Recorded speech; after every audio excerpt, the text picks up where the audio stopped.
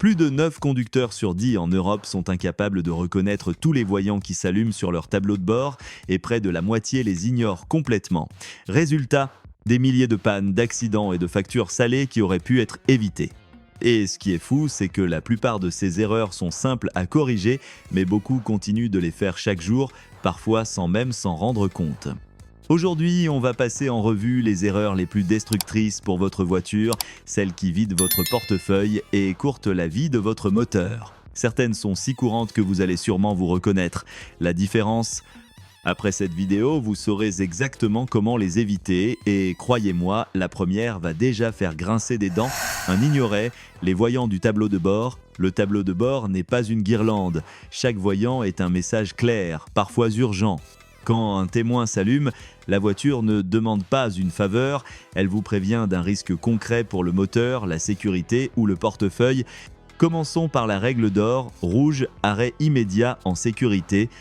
Si la pression d'huile chute, si la température de liquide de refroidissement grimpe, si le témoin de frein reste allumé, vous vous garez dès que possible, moteur coupé. Continuer à rouler dans ces conditions, c'est accepter la possibilité d'un joint de culasse, d'un serrage moteur ou d'une perte d'assistance de freinage, orange ou jaune, diagnostic rapide. Témoin moteur, antipollution, capteur d'oxygène, système de surveillance de la pression des pneus, vous pouvez poursuivre prudemment, mais vous devez identifier la cause sans tarder. Un cas fréquent, presque banal, le bouchon de réservoir mal serré. Cela suffit à déclencher un témoin moteur et à perturber le système antipollution. Le réflexe gagnant, couper le moteur, bien revisser le bouchon jusqu'au déclic, reprendre la route et vérifier après quelques trajets si le témoin disparaît. Si le voyant reste présent, il faut lire les codes d'anomalie. Ne pas écouter un voyant finit rarement en bonne surprise.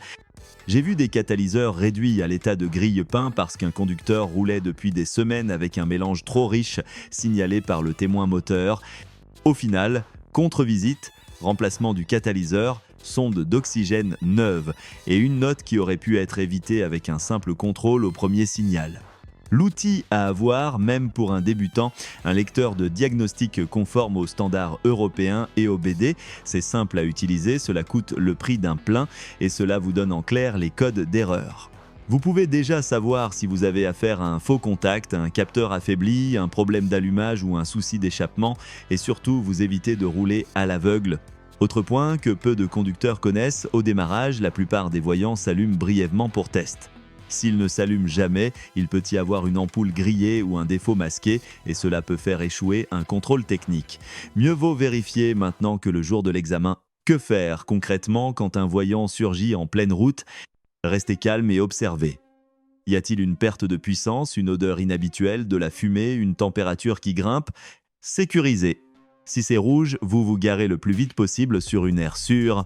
Si c'est une surchauffe, coupez la climatisation et mettez le chauffage à fond pour évacuer la chaleur du bloc le temps de vous arrêter. Contrôlez l'évidence, niveau d'huile, niveau de liquide de refroidissement, moteur refroidi, bouchon de réservoir, pression des pneus. Lisez les codes avec un lecteur et OBD et notez-les. Même si vous allez au garage, arriver avec les codes en main vous fait gagner du temps et de l'argent. Ce qu'il ne faut jamais faire, masquer un voyant avec un autocollant, débrancher un témoin ou continuer à rouler pour voir si cela passe. Ce sont des solutions de déni, pas des réparations. Un témoin ignoré aujourd'hui se transforme très vite en facture demain. Mon avis net, discernez l'urgence, pas la panique. Les voyants sont vos alliés, pas vos ennemis. Ils permettent d'intervenir avant la casse. Un conducteur qui sait reconnaître 3 signaux critiques: pression d'huile, température de liquide de refroidissement, frein évite déjà la majorité des scénarios catastrophes. Mais même sans le moindre voyant allumé, beaucoup sabotent leur voiture au quotidien d'une manière sournoise, en roulant trop souvent sur la réserve. Et là, les dégâts commencent à l'intérieur de la pompe à carburant. 2. Rouler trop souvent sur la réserve. Rouler sur la réserve, ce n'est pas seulement une habitude d'étudiant fauché ou un petit jeu pour voir jusqu'où le réservoir peut aller, c'est un moyen sûr d'user prématurément l'un des organes les plus coûteux du système d'alimentation, la pompe à carburant. Cette pompe est conçue pour fonctionner immergée dans le carburant. Ce bain constant sert à la lubrifier et surtout à la refroidir. Quand vous roulez presque à sec, elle aspire de l'air, chauffe plus que prévu et son usure s'accélère. Dans mon atelier, j'ai vu des pompes grillées bien avant 100 km uniquement parce que leurs propriétaires roulaient trop souvent à l'os. Et ce n'est pas tout. Au fond du réservoir s'accumulent au fil des ans de minuscules dépôts, rouille, poussière, sable, micro-débris. Quand vous roulez bas en carburant, l'aspiration se fait près de cette couche de saleté. Résultat, le filtre à essence s'encrasse plus vite, les injecteurs peuvent se boucher et le mélangeur carburant se dérègle. Ce genre de problème ne prévient pas, mais il coûte cher à corriger. En Europe, le remplacement d'une pompe à carburant sur un véhicule moderne se facture facilement entre 350 et 900 €, pièces et main-d'œuvre incluses. Et souvent, quand la pompe lâche, vous êtes immobilisé sur le bord de la route, sans signe avant-coureur. Certains diront « Oui, mais ça m'arrange, je mets juste 10 € quand je peux ». Sauf que ces 10 € quand je peux finissent par coûter des centaines d'euros en réparation. Mon conseil clair, ne laissez jamais descendre le niveau en dessous d'un quart du réservoir. C'est le compromis parfait entre budget, sécurité mécanique et tranquillité. Petite astuce, sur certains modèles, un plein régulier améliore aussi la précision de la jauge à carburant et évite qu'elle se bloque ou donne de mauvaises indications. Rouler sur la réserve n'abîme pas uniquement votre pompe, c'est aussi un risque pour votre sécurité. Imaginez un embouteillage inattendu, un détour ou une station fermée, et vous voilà en panne sèche dans un endroit dangereux. Et pourtant, cette erreur reste moins spectaculaire que la suivante, car elle peut, en une fraction de seconde, anéantir complètement un moteur qui tournait parfaitement. La courroie de distribution ignorée. 3. Ne pas changer sa courroie de distribution à temps.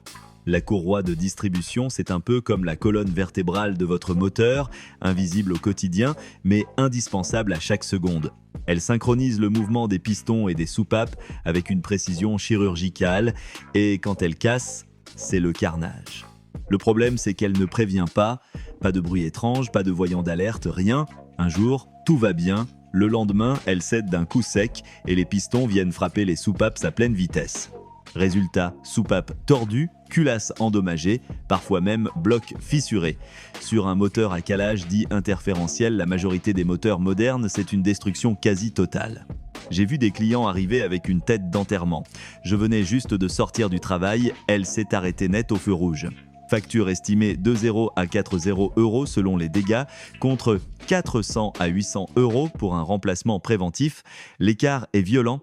Le constructeur indique toujours un intervalle de remplacement, souvent entre 60 € et 120 € km ou 5 à 7 ans selon le moteur et les conditions d'utilisation. Et oui, même si vous roulez peu, le caoutchouc vieillit. Chaleur, froid, huile, poussière, la matière se dégrade. Une courroie qui a dépassé l'âge limite est aussi dangereuse qu'une courroie usée par le kilométrage. Conseil pratique: notez la date et le kilométrage du dernier remplacement et collez cette info sous le capot ou dans le carnet d'entretien. Si vous achetez un véhicule d'occasion sans preuve écrite que la courroie a été changée récemment, faites-la remplacer immédiatement. Mieux vaut dépenser maintenant que regretter plus tard. Profitez-en pour remplacer la pompe à eau si elle est entraînée par la courroie.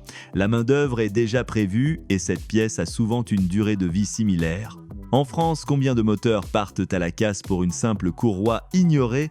Trop, et souvent le propriétaire avait prévu de le faire, mais plus tard. Si la courroie est la pièce qui vous ruine en silence, l'erreur suivante, elle, détruit vos freins en pleine action et peut transformer une descente en cauchemar. 4 freineurs en continu dans les descentes. Descendre une route de montagne ou une grande côte avec le pied collé en permanence sur la pédale de frein, c'est comme cuire vos freins à petit feu. La chaleur produite par cette pression constante peut grimper à des niveaux extrêmes jusqu'à faire rougir vos disques. Et non, ce n'est pas une image. En atelier, j'ai déjà vu des disques littéralement incandescents après une descente mal gérée. Le danger est double. Vos freins perdent en efficacité, phénomène appelé fading. Sous l'effet de la chaleur, la surface des plaquettes se glace, la pédale devient molle et la distance de freinage explose. Les pièces se déforment, disques voilés, plaquettes brûlées, étriers endommagés, tout ça pour avoir voulu assurer en gardant le pied dessus. La bonne technique? Utilisez le frein moteur. En boîte manuelle, rétrogradez 1 ou 2 rapports avant la descente. En boîte automatique, passez en mode séquentiel ou sélectionnez un rapport bas L, 2 ou 3 selon les modèles. Freinez par à-coups, de courte pression ferme puis relâchement pour laisser le temps au système de refroidir. Anticipez, gardez vos distances, adaptez votre vitesse avant la pente plutôt que de la combattre en continu. Petit rappel, un disque de frein qui surchauffe perd jusqu'à 50% de son efficacité temporairement. Et si cela se produit dans une descente à fort trafic ou sur route sinueuse, les conséquences peuvent être dramatiques. Anecdote, un client revenu d'un séjour dans les Alpes m'a dit « Je ne comprends pas, mes freins grincent depuis hier ». Diagnostic, disque fissuré, plaquettes vitrifiées, liquide de frein bouilli. Réparation, environ 700 € alors qu'un simple usage du frein moteur aurait évité la casse. Et si vos freins sont maltraités, ce n'est rien comparé à l'erreur suivante qui, elle, commence là où tout le monde pense être tranquille, au niveau des pneus. 5. Négliger la pression et l'état des pneus. Vos pneus sont les 4 seuls points de contact entre votre voiture et la route. Chacun d'eux ne touche l'asphalte que sur une surface équivalente à la paume d'une main. Autrement dit, toute votre sécurité freinage, tenue de route, stabilité dépend de quelques centimètres carrés de caoutchouc. Et pourtant, beaucoup roulent avec des pneus sous-gonflés, surgonflés, usés de manière irrégulière ou tout simplement trop vieux. Sous-gonflés, plus de frottement, surchauffe, usure rapide des flancs, risque accru d'éclatement et consommation de carburant qui grimpe.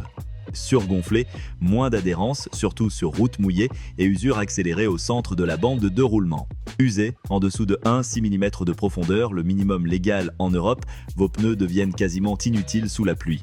Selon les statistiques européennes, près de 30% des voitures contrôlées présentent au moins un pneu sous-gonflé et 10% roulent avec un pneu dangereux. En France, les routes abîmées, les nids de poules et les variations de température aggravent encore les risques.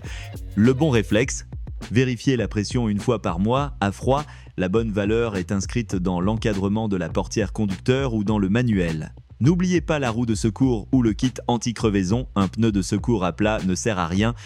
Inspectez visuellement, fissures, hernies, corps étrangers, clous, vis. Changez vos pneus tous les 5 à 6 ans, même s'ils semblent encore corrects, le caoutchouc vieillit et perd ses propriétés. Anecdote vécue, un conducteur arrive en se plaignant que sa voiture tire à droite. Diagnostic, pneu avant droit sous-gonflé à 1, 2 bars au lieu des 2, 4 recommandés. Il roulait comme ça depuis des mois, conséquence pneus irrécupérables, jantes légèrement tordues et consommation en hausse. Les pneus, c'est la base, mais si on remonte un peu plus haut dans le moteur, il existe une autre erreur, sournoise, qui ronge votre bloc par l'intérieur. Mettre de l'eau au lieu du liquide de refroidissement. Si oubliez ou retardez la vidange moteur, l'huile moteur, c'est le sang de votre voiture, elle lubrifie, refroidit, nettoie et protège toutes les pièces internes, mais comme tout fluide, elle s'use. Avec le temps, elle se charge en impuretés, perd sa viscosité et n'assure plus sa mission. Rouler avec une huile trop vieille ou en quantité insuffisante, c'est comme courir un marathon en pleine canicule sans boire une goutte d'eau. Les frottements augmentent, la température grimpe et les surfaces métalliques commencent à s'user directement les unes contre les autres. Résultat, coussinet de bielle marqué, segments usés, dépôt de boue, sludge dans le haut moteur et une usure irréversible. J'ai déjà ouvert des caches culbuteurs où l'intérieur du moteur ressemblait à un pot de goudron. Dans ces cas-là, le remplacement d'huile ne suffit plus, il faut nettoyer ou remplacer des pièces entières, parfois refaire le moteur. Coût de 1,500 à 4,0 € pour avoir voulu économiser 60 à 100 € de vidange. La fréquence dépend de votre véhicule et de votre huile. Huile minérale, tous les 5,0 à 7,0 km. Huile synthétique, tous les 10,0 à 15,0 km maximum. Utilisation sévère, petits trajets, embouteillage, conduite sportive, rapprochez les intervalles. Petit conseil malin, notez votre dernière vidange sur un sticker dans l'habitacle ou directement sous le capot. Et ne vous fiez pas aveuglément aux recommandations marketing type 20,0 km sans vidange, elles sont optimistes et souvent inadaptées aux conditions réelles. Et si ne pas changer son huile détruit votre moteur en silence, l'erreur suivante, elle, attaque toute la voiture, rien qu'en y mettant trop de poids. 7. Surcharger le véhicule. Votre voiture n'est pas un camion de déménagement et pourtant beaucoup la traitent comme telle.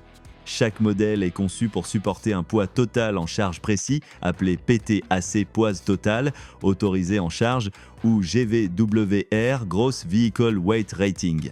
Ce chiffre inclut le poids du véhicule, des passagers, du carburant et de tout le chargement. Le dépasser met en danger non seulement votre mécanique, mais aussi votre sécurité. Les conséquences d'une surcharge peuvent être sévères. Suspension écrasée, amortisseurs et ressorts travaillent en permanence en butée, ce qui provoque leur usure prématurée ou leur rupture. Pneus fragilisés, surchauffe et usure irrégulière, avec un risque accru d'éclatement à haute vitesse. Frein moins efficace, plus de masse à arrêter, distance de freinage allongée et risque de surchauffe des disques. Direction instable, la voiture flotte dans les virages et perd en précision. Anecdote, un client est arrivé avec une compacte dont l'arrière semblait assis par terre. Il revenait d'un chantier avec plus de 500 kg d'outils et de matériaux dans le coffre et sur les sièges arrière. Résultat, 2 amortisseurs morts, un pneu éclaté et un disque de frein voilé pour un trajet de seulement 80 km. En France, la surcharge est aussi une infraction, amende de 135 €, immobilisation possible du véhicule et en cas d'accident, assurance qui peut refuser l'indemnisation si le poids total dépassait le PTAC inscrit sur la carte grise. Conseil pratique, vérifiez le PTAC sur la plaque constructeur ou dans le manuel. Répartissez le poids, les objets lourds au plus bas et au plus près de l'essieu central. Si vous devez transporter souvent des charges importantes, pensez à une remorque adaptée ou à un véhicule utilitaire. Et si transporter trop abîme vos suspensions, l'erreur suivante détruit discrètement un système tout aussi vital grâce à un simple réflexe à la pompe à essence. 8. Faire le plein après le clic de la pompe. Beaucoup pensent que continuer à remplir après le premier clic de la pompe est une bonne idée pour arrondir le montant ou gagner quelques kilomètres de plus. En réalité, c'est une habitude qui abîme directement le système anti-pollution de votre voiture et parfois même le moteur. Ce fameux clic n'est pas là pour vous contrarier, il signale que le réservoir est à son niveau optimal.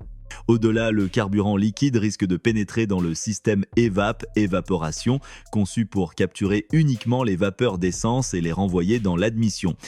Quand ce charbon actif se retrouve imbibé de carburant, il perd sa capacité d'absorption, provoque des odeurs d'essence, un ralenti instable, une surconsommation et allume un voyant moteur. Remplacer ce canister coûte entre 300 et 600 € selon les modèles.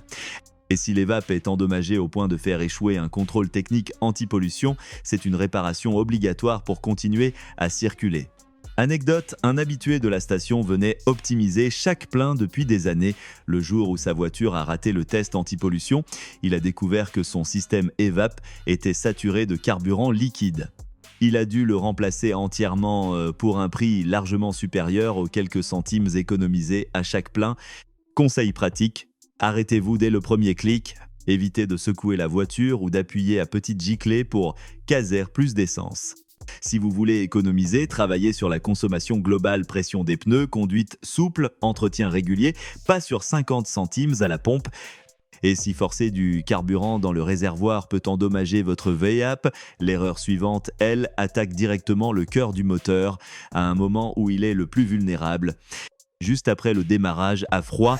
9. Accélérer fort avec un moteur froid. C'est un réflexe qu'on retrouve souvent chez les conducteurs pressés ou amateurs de sensations. Démarrer la voiture et appuyer franchement sur l'accélérateur dès les premières secondes. Pourtant, c'est l'un des moyens les plus sûrs de réduire la durée de vie de votre moteur. À froid, l'huile moteur est plus épaisse et n'a pas encore circulé partout. Les pièces mobiles pistons, segments, coussinets de vilebrequin, arbres à cames fonctionnent alors avec une lubrification partielle, ce qui provoque un frottement métal contre métal. Résultat, usure accélérée des surfaces, micro-rayures, joints fragilisés et à long terme, perte de compression ou consommation d'huile anormale.